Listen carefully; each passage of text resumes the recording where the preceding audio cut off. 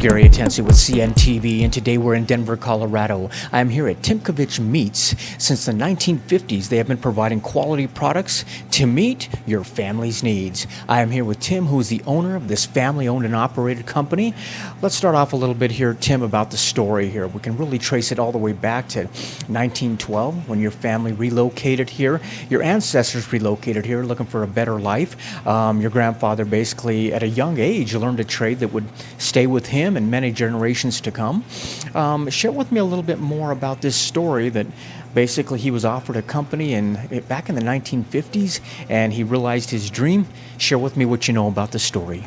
Well, he was out on a farm just west of Brighton, and he was already doing custom slaughtering for farmers, but kind of lost interest in having a meat plant when somebody offered him this place. Got it for a song and a dance, really. It was not a... Wow, that is a great story. I mean, we're talking about a place that's been here for many, many years. The actual process of aging meats, aging foods, it's been around for ages. I mean, it's kind of amazing that we live in this technological world that seems to change everything. And basically, some things go out of stance. Some things are not popular anymore. This is one that technology has really not touched. We're talking about something that works well and hasn't really needed to change.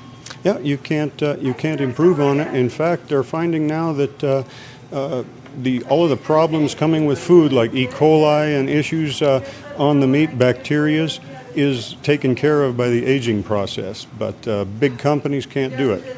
That is amazing. I mean, the process of actual aging foods, not just meat, has been going on for some time. We're talking about aging cheese and yogurt, yet you're adding actual favorable bacteria in that process. How does the meat process differ from that? You don't adding anything. It's there naturally. It's a matter of giving the enzymes time to break down the meats.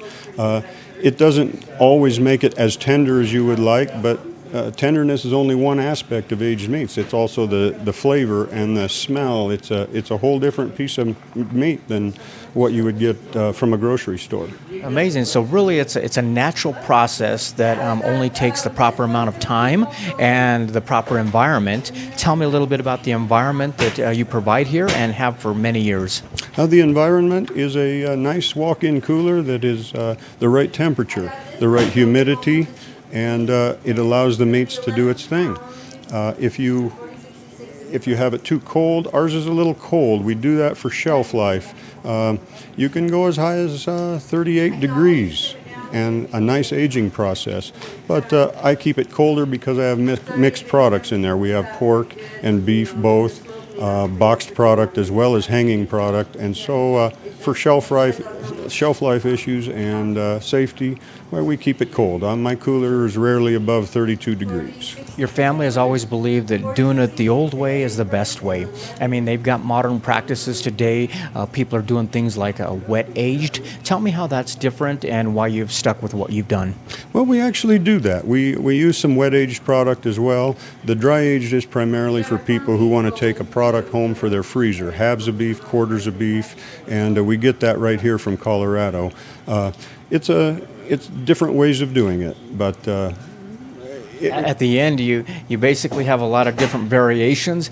Are a lot of these traditions, were they handed down to you actually from your grandfather, and basically you guys have added to it as well, I imagine? Yes, there was always in our cooler a month's worth of beef hanging, some younger, some older, but it was always rotated in. Does aging meat actually reduce the shelf life of meat? And I know a lot of people see like discoloration around the edges of meat. Does that actually mean it's not good anymore? Educate us a little bit on that. It does play games with the color, but it doesn't necessarily reduce the shelf life. But for a sales point of view, shelf life is everything. The color is going to sell the product or not sell the product. So if someone doesn't know what they're shopping for and they see a little dark edges, that's going to turn some people off, but it's a matter of fact, it's not spoiling. It's a matter of it's not as pretty, it's not as bright. Interesting. Are all meats good candidates for aging process, or some better than others? No, beef works well. Red meats work well. Some people like even lamb or venison aged, but some things like chicken got to be fresh weekly. Pork, same thing. You don't want to let the pork hang. You want to cut it as fresh as possible.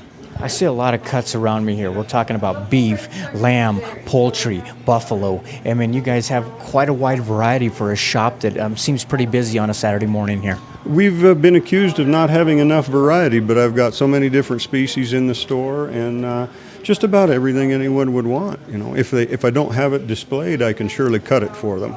You said your grandfather began here outside here, Brighton, on a farm. He actually even had his own slaughterhouse right there on the land there.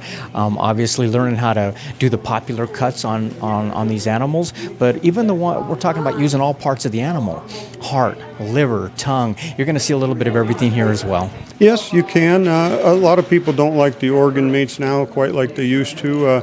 My daughter's turning it into some pet food for some folks, even where she's making a little ground meat that people are feeding to their pets. That's a huge thing now. Very popular is that of a process that of smoking. Share with me, is that something you provide here as well, smoking meats? Yeah, we make all of our own hams, bacons, all the sausages that we sell are made right here in-house. My daughter makes most of them, my recipes, but she's taken the work away from me. One of the meats that I love is that of like beef jerky. What is the difference between jerky versus aging actual beef? Is there a difference there? Oh yeah, the jerky is dried in our smokehouse. It's a way of preserving it actually. You dry it and get the moisture out of it where it can go in people's pockets, and it's good. You know, aging meat is a whole different thing. It's still fresh. It's made for cooking. I see some hamburger over here. I see some burgers over here. Getting me kind of hungry just talking about all of it. Folks seem to really like that of sausage. Share with me the process of sausage, and is that something that you pretty much utilize all different types of meats as well? Oh yes, she makes a variety of fresh sausages. German is our specialty. We sell a lot of that, but we also make some smoked sausages, some summer sausages, snack sticks. The summer sausages are our best seller, really. We sell a lot of them. Good on a Super Bowl weekend. Regardless of what appeals a person's palate, you guys probably have them covered here. Every type of meat. We're even talking about wild game. I see some seafood as well. Wide variety for folks. Do you seem to keep picking up customers more and more every year? And do people love the education process? Like you say, if you're not sure what you're buying, I noticed you're talking to a lot of people and let them know what there is. Is that enjoyable for you? Sure. They want to hear where it's from, what they can do with it. They don't always have an idea of how to prepare it. For years, I've gotten people in here didn't like a pot roast, didn't know what to do with it really. If I educate them, I teach them how to prepare it properly, come back and buy more. Great. Viewers, take a look at the bottom of the screen right there. What you're going to see is their website. First of all, on the website, you can learn a little bit more history about this company that began back in the 1950s. It was basically William Tymkovich that started all this, and had an idea of coming out here with his family and looking for a better life. He found a great spot here, and they have expanded since time has gone on. You can take a look also all the different types of meats they offer out there. Basically, if you're a sausage maker, they've got you covered as well. You can come in and get some of the things to get you going there as well. Let me ask you, Tim, you now, since 1986, you have owned and operated the establishment here. Did you actually get to work with Grandfather Bill and learn those trades firsthand? I did not. I was 3 years old when he passed away. My father and my uncles helped me out here for years. When I finally took over in '86 by myself, I pretty much was ready. I had worked for other companies as well, and I added the fresh meat counter. We added sausage. My daughter and I are the ones that initiated the sausage making, and it's gone well for us. I think the smokehouse has actually kept us in business all these years. It's provided a lot of business for us. Be pretty cool if you could actually walk through the doors today and see his family still running the place. Wouldn't that be so cool? He'd be shocked. He'd be shocked. Really? Yeah. I mean, things have probably changed, and yet he'd look and see, this is what I started. I'm not sure he planned on it going on this long. He was kind of a nomad coming from Europe. Everybody else just stuck with it. We didn't know where else to go. Great story. Thank you so much. Viewers, last time, take a look at the bottom of the screen right there. You're going to see their contact information right there. This is a company. You can take a look at the hours and the days. They've got some days they take off right there, but you can catch them here definitely on a Saturday morning. Pretty busy. People coming in and out. Really, everything. This is a meat lover's paradise. Smells great when you walk in, and you've got everything you need as far as the fixings go. We've got great seasonings on the wall, and they've got sauerkraut. Everything around you is making sure that you're basically enjoying the meat that they have loved for many years themselves. Once again, that is Tymkovich Meats since the 1950s. This is Gary Atensa with CNTV. And if you don't know, now you know.